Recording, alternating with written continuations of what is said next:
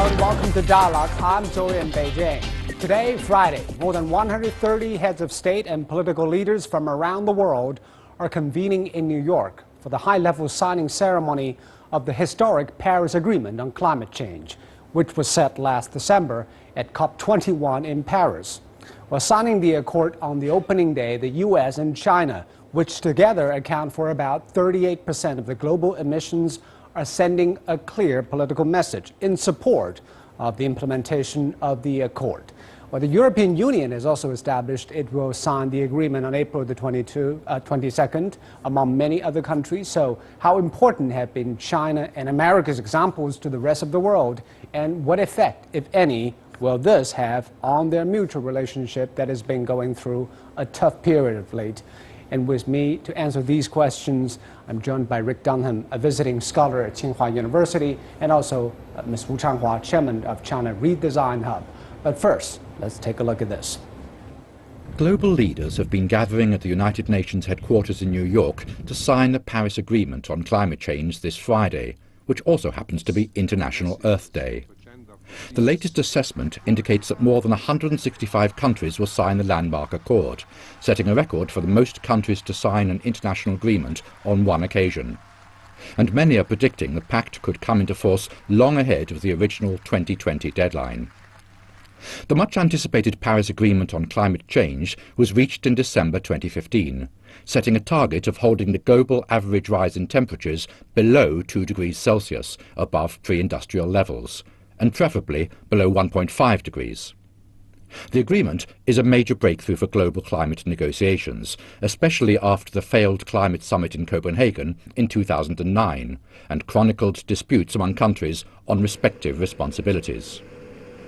To ensure an early adoption of the pact, China and the United States reaffirmed their commitment to jointly tackling climate change and their plan to ink the pact on the first day of the one-year-long signing period. The two countries account for 38% of the world's greenhouse gas emissions. And China has already promised to begin the legal process to join the agreement after the signing ceremony and to ratify it as soon as possible. UN Secretary-General Ban Ki-moon said the Paris Accord, in conjunction with the 2030 Agenda for Sustainable Development, holds the power to transform our world.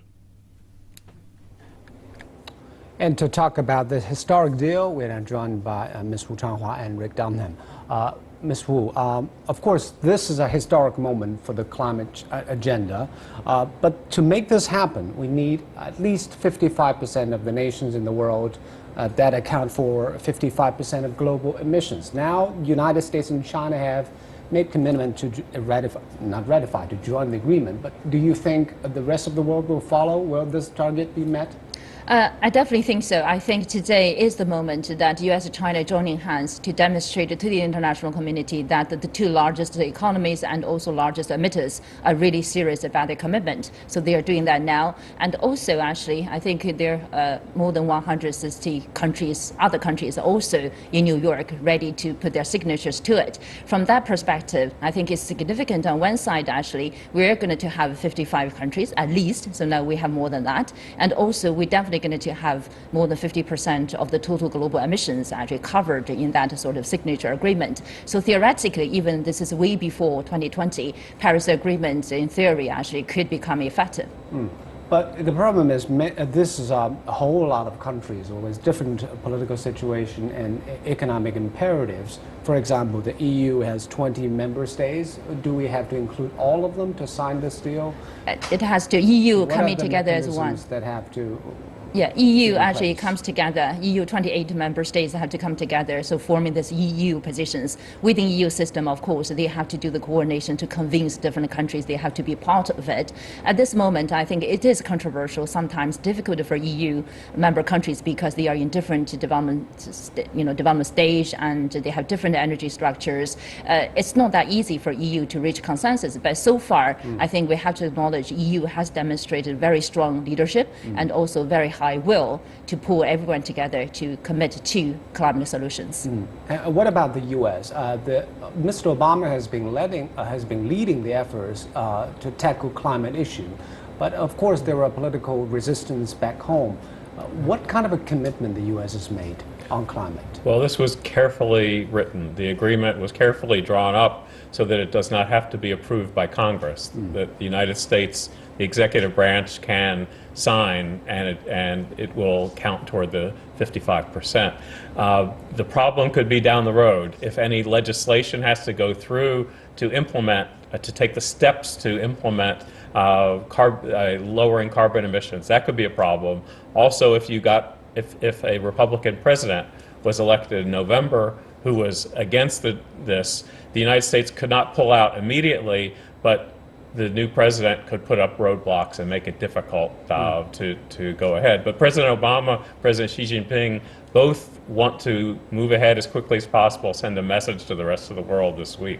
But with the executive branch saying that we can do this by reducing carbon emissions by 26%, is it feasible with only the executive branch? No, it's not feasible, just the executive branch. You need leadership from the executive branch, but I sort of call it three different columns. One is the executive branch, the President of the United States. One is Congress enacting laws that either create incentives for green energy or penalties for not moving ahead. And the third is the business community. The business community has to buy in, and there's resistance both in the fossil fuel world from coal, which is powerful in the United States and certain states, including the majority leader, the Republican leader of the Senate, and the oil industry, which is quite powerful. So there is political resistance in that third of the three columns. We'll talk about the U.S. politics later on. Let's talk about the rest of the world. It seems that it is a long time until April 2017. So all 1 the year. countries can sign on. Why there is a window of opportunity for all the countries to sign? I think different. What are the countries waiting for? Yeah, I think, well, as you mentioned earlier, different countries have different political situations, different challenges there. So to be fair, rather than say today you have to put your signature on it, rather the UN has created a process, we're offering on the table 1 year, right? And today, for instance, we're going to have 165 countries signing their agree to put their signature on it, that there are still 30-ish, whatever other countries still probably not totally there yet. So it doesn't have to be why 1 year, but this is a sort of window offered to different countries. So we have this time, you take your time, whatever, stuff like that. Ideally, we'll be able to gather all the signatures way before, actually, in April next year. I feel optimistic about that. If a country is on the sideline, what kind of signals it is watching for? I think to dictate whether and when he will sign it. I think it's, looking back actually, if you look at Kyoto process, and so even though Kyoto Protocol was effective, but U.S. was not in it, and there are some other countries, particularly when in the national process we're getting into so-called Kyoto Phase 2, Canada, Australia, there are countries actually drifting out of the process there as well. There are reasons, and there are a lot of resistance actually for change, and there's still today, even though scientific community are telling us actually climate change is happening, and we literally are living in it, we need to deal with it, but there are still people who are skeptic, about climate science there. Then on the political side, if you look at the fossil fuel industries, if you look at oil, petroleum, oil sectors there, it's a sort of invested interest in that already. No one would like to have their, stranded assets and on the table today. So this is sort of a normal sort of force actually against the changes there. Those are probably the most major barriers in reality, blocking the political process in some parts of the world, actually slowing down that process. Back in December 2015, there were a lot of talks on whether it should be a legally binding document. Does this deal have to go through a legal process? Need the legislature of each government ratify this before it becomes enforceable? Yes, it has to. This is a sort of Paris process, a little bit different from before, but somehow at the end of the day, now it's moving towards become legally binding. That is why we do not have a perfect Paris agreement on the table today, particularly looking into different countries' commitments, because the Paris, leading up to Paris negotiation, the international community went through a process bottom up, something we call the INDC, intended and nationally determined commitments. So you decide what you want to do, and you put that commitments, on the table, and the UN just took that actually as a package, and no time to consolidate or consistency, whatever. We just put that in the Paris process. So between now and 2020, there's still a lot of work to do. So even though we're going to have lots of signatures on the agreement today, but somehow actually in order to have a better or implementable agreement, legally binding agreement actually, so we still have a lot of technical work to do. What do you have the targets made by the major emitters so far? The U.S. promised that we will cut emission by 20% by 2025, I presume. China said we will peak our emission by 2030. Are these targets good enough? Are these targets that when they realize can turn the trend of climate change? The way I look at it, I wouldn't say they're bad targets. I think it's already a step forward, particularly look at China. This is the first time actually the decision makers in China decided to make I'm going to cap the emissions. China is the largest emitter, so the capping, the signal actually from saying I'm going to cap my emissions is a major step forward actually. Then of course from the other side to look at it, say, is it enough? Many people say, of course, it's not enough, because if you put the situation, between now and the end of the century, from science perspective, we're already living in crisis. Ideally, countries could do much more, take actions much faster, but reality is reality. So somehow, I think the Paris Agreement managed to deliver, to achieve something, say, we keep the bottom line there. Yeah. So in the meantime, actually build into the Paris agreement or the international process, every 5 years, we're going to do the stockpiling to review, ideally to lift up further. What do Americans view their own country's government's commitment and China's commitment? Well, for the American commitment, people who are very strong environmentalists say it's not enough. They would like to see more. But again, it is a balance of economic and political interests. The economic, in that nations want to keep expanding the economy, and doing some things for improving the environment costs money. And so there's a balance there. And the other is political, where there is resistance. And while so many people in the United States, probably a majority of people would want more done, it's just not realistic in the political process. Let's talk about the political environment. Coming up soon is the U.S. presidential election. Looking at the two candidates on both sides, Hillary Clinton and Donald Trump, what will happen if either of them takes office on climate agenda? Well, Hillary Clinton would be likely to continue the Obama agenda. I don't know if she would be as aggressive as he is, but there's no sign that she would reverse it in any way. I mean, she has been very careful politically during this campaign on environmental issues, particularly the pipeline, the Canadian pipeline. Do you think she would be more aggressive on this than President Obama, or? Well, I think she's unlikely to be more aggressive. It's somewhere between being the same and being slightly less aggressive, because I think she is more influenced by labor unions, and labor unions are often on the side of what they see as jobs, which sometimes works against the environmentalists. You have clashes between environmentalists and labor unions in the U.S. Obama has been more on the side of environmentalists in that debate, though not 100%. Clinton has been more on the side of unions. What if the Republican candidate gets the job? I think it's both Republican candidate and the Congress. Donald Trump, if he does what he has said during the campaign, would be strongly against this. He has been a climate change skeptic during the campaign. Yeah. We don't know if he doesn't believe in the science of climate change. That's what he says, exactly. So if that is the case, I would expect that the United States, Donald Trump being Donald Trump, he might try to pull out of it, or he might try to, quote, renegotiate. He's talked about renegotiating trade agreements with China, with Japan, with Mexico. He may try to renegotiate this.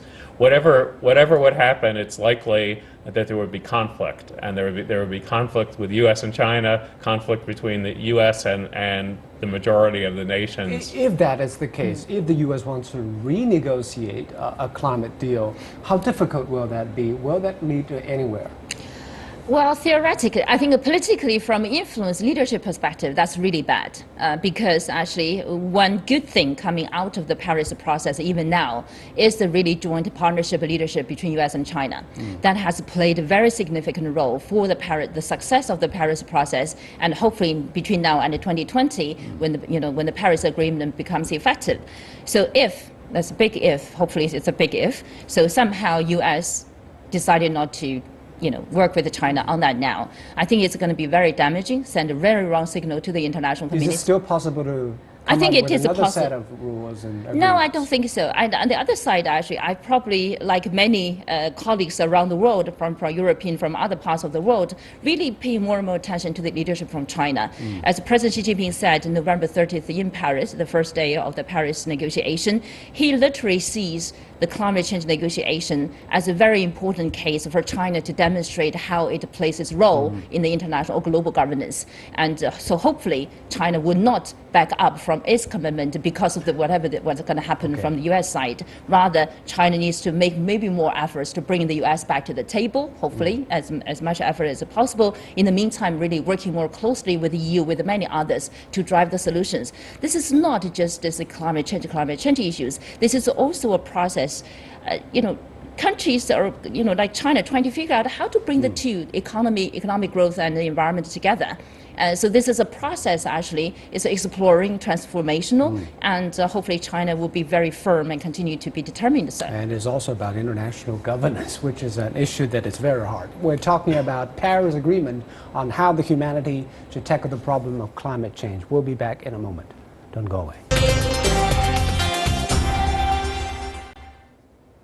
Welcome back. You're now watching Dialogue. We're talking about Paris Agreement, which was very likely to be signed by heads of state and government in New York. And let's talk about another aspect of this problem, is how the business community can contribute to tackle climate change. In May, there's going to be a climate action summit bringing together non-state actors across the world on how to implement the Paris Agreement. And also in June, there is another summit. Business leaders and investors will be at the Business and Climate Summit in London, where companies and business people will come together with government on how they can work together to tackle this problem. Has the business community had the incentive to join in the green initiative to I think, to be climate? fair, I think the business community today deserves much more credit, and even before, more actually. Than the government, you mean? The government, the business community. I want to emphasize the role of business. I feel very encouraged, particularly actually in the process leading up to Paris negotiation, and even on spot in Paris during the negotiation process. Business leaders really coming together to demonstrate, the solutions, the innovations that they've already been leading, and that makes business sense. That's very important element. Actually, it's not a charity. It basically saying we are doing this, we are innovating technology, investing in solutions, and that makes business sense in there as well. And now, of course, the momentum is up, and the business community recognize the leadership, their role, and also it's an opportunity for them to develop their business there as well. So after Paris, actually, so this year there's serious continuity actually of the actions from the business community coming together. The reason I ask this is many people say there isn't a market mechanism for a climate issue to be working. That's why the business community don't have the enthusiasm. What do you think? Who should take the lead, the government or the business community? Well, I think you have to have both, but I think the business community needs to act without government. And I think you have to, when you're talking about business, you have to think of it in two ways. One is businesses trying to be more energy efficient. I think we're seeing a lot of that right now. Yes. With energy efficient buildings, energy efficient cars, fleets of cars, and the federal government in the U.S. is doing the same thing in the Obama administration. The other side is incentives for companies to produce vehicles that have lower emissions. In the United States, in China, there are so many cars. That's a big source of pollution.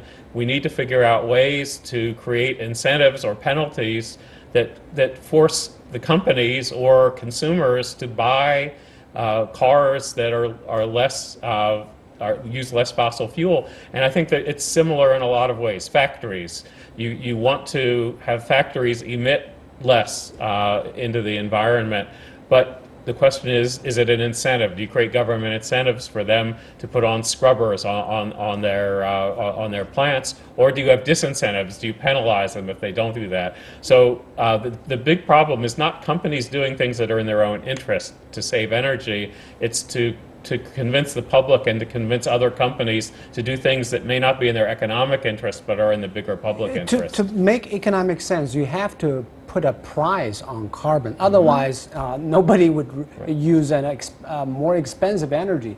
How can we make a carbon pricing mechanism work? That is why actually Paris Agreement as a legally binding, convention or agreement becomes so critical, because with that framework, governments are making commitments, making targets. So you're creating a rarity of a product. So that's why you'll be able to put a price on it there as well. So, but do we have an agreement on how we price carbon across? I don't think at the global level we are there yet. I think we are moving towards that direction. If you look at the longer term, we said already in the Paris Agreement, including by the end of the century probably will be zero carbon. By mid-century will be carbon neutral, emissions neutral, and then we need to achieve cap as soon as possible. So the process is moving forward, and there are more and more bottom-up efforts from countries like China has already 7, piloting carbon trading platforms already. So we're trying. So next year, the government is committed to setting up a national level carbon trading platform. So those are the efforts. There are many other countries in the U.S. actually some states already doing that already. So those are the efforts. California, North, trading system. Yeah. So but those are the regional. efforts. It's not we're not national or even international. I think China's effort to set up a national level carbon trading platform is a major step forward, trying to set a price on carbon at the national level. We're not there yet in terms of linking up globally. So, it is a process. You cannot expect tomorrow somehow we set a price on carbon and we solve the problem. I don't think we're going to have that magic today, but rather I think all the signals actually coming from different parts of the world, particularly leading countries, I feel optimistic. I think we're moving towards the right direction. Is it similar in the U.S.? Do you feel the pressure coming from the bottom, from the community, from the business, to move in that direction? I feel a change. To put a price on carbon? Well, I covered the 2000 presidential campaign. Vice President Al Gore was running for president. He was talking about these issues, and he was being ridiculed. The public was not ready, and it hurt him politically. Now we're at a point where there is widespread public support, not unanimous, for it. And so I think it's coming from the bottom up, and also coming from companies that see benefits in energy efficiency. The resistance is political, and it's the economic and political power of the fossil fuel industry that basically has been balancing out the public opinion. And of course, the U.S.-China cooperation in this is still very important for the rest of the world. How do you think the importance of this kind of cooperation for the rest of the world and for each country themselves? Probably look at this way from different perspectives. One, I think this joint leadership of the two largest economies is very significant. You're the role model, right? If you do not deal with it, even though the rest of the world actually decided to tackle on climate change issues without the U.S. and China, that doesn't make sense, because that's not going to change the problem. So their leadership, actually joint leadership, sends a very, very strong signal to the rest of the world. Secondly, I think people started to think more positively about tackling climate change issues compared to Copenhagen. Why? Because this is opportunity. I think particularly among G20, more and more so creating the mentality is that now we have to solve the problem. So rather than say the pie is this big, if you cut a bigger piece, I take a smaller one. So it's a tough competition. But now major economies coming together, we will be able to create a much, much larger pie. So it's a win-win situation. In that process, countries need to, innovate in technologies, put investment in technologies, in solutions, and taking as much market as possible. So it's a sort of that level of competition that really provides incentives actually for countries like China and others actually to invest in technology, invest in innovation, and also invest in the deployment of those solutions. And actually, the U.S. is a leader in terms of technology of green energy. What can the U.S. do to help the rest of the world? Well, I think there are two things. The first is to have government incentives to produce green energy. To help. It's a risky venture to do. There are a lot of entrepreneurs in the United States. The United States is very good at this kind of invention, but the chances of success are small. So you have to have. I would argue ways that the government would help make it more possible. The second is, I think it's international trade, where it's easier to export these new products and new inventions to other countries through this process, if you could do that. And also here in China, the environmental industry, engineering projects have been catching up pretty fast. In the 12 5-year, 18% of environmental industries output growth. And in the 13th 5-year plan, that's going to be quicker and faster. Will that make a change? Will that be a game changer? Absolutely. I think China is one of many, a few countries in the world today that's pretty much on the track with the right momentum mentality that's determined actually to continue to invest in technology innovation and develop the industry, not only addressing domestic issues and the environmental issues, the ecological side, of course, carbon emissions, but also to become more and more competitive in terms of providing solutions to the rest of the world. I think China sees that opportunity and is making all the efforts to capture that opportunity. And not only that, China has taken the lead is to establish the fund to help other developing world. South-South. South-South cooperation in energy issues. The U.S. has pledged that they will contribute, all the OECD countries contribute 100 billion yuan fund.